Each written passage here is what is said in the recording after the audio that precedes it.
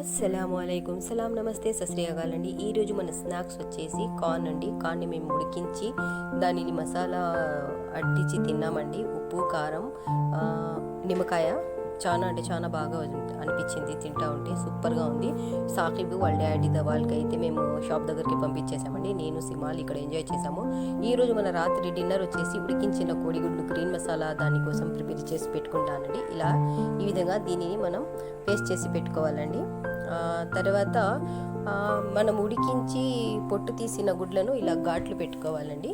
తర్వాత ఒక బాండ్లీలో 1 spoon oil వేసి అందులో మసాలా వేసి ఉప్పు, పసుపు, మిరియాల పౌడర్ వేసి బాగా వేయించుకోవాలండి. పచ్చివాసన పోయేంత వరకు బాగా వేయించుకోవాలి. నూనె పైకి తేలినట్టు. తర్వాత ఉడికించిన ఈ గుడ్లను దీంట్లో వేసేస్తే అంతే అండి, మన కోడిగుడ్డు గ్రీన్ మసాలా రెడీ. తర్వాత నేను పచ్చికారం కోసం అయితే ఇలా రెడీ చేసి పెట్టుకున్నానండి.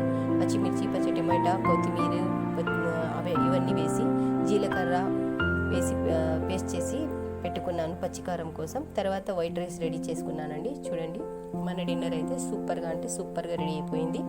అల్లం పచ్చడి, తర్వాత వైట్ రైస్, ఊరగాయ, పచ్చికారం, గ్రీన్ ఎగ్, సూపర్ కాంబినేషన్ అండి. ఒకసారి మీరు ఇలా చేసి చూడండి, మీకు కూడా చాలా అంటే చాలా బాగా నచ్చుతుందండి. వితౌట్ ఆయిల్ కాబట్టి ఇది చాలా హెల్తీ కూడాను. సాహిబ్ నాకు వద్దన్నారు ఈ డిషెస్, అందుకని వాడికి పెసరెట్టు వేసి ఇచ్చానండి.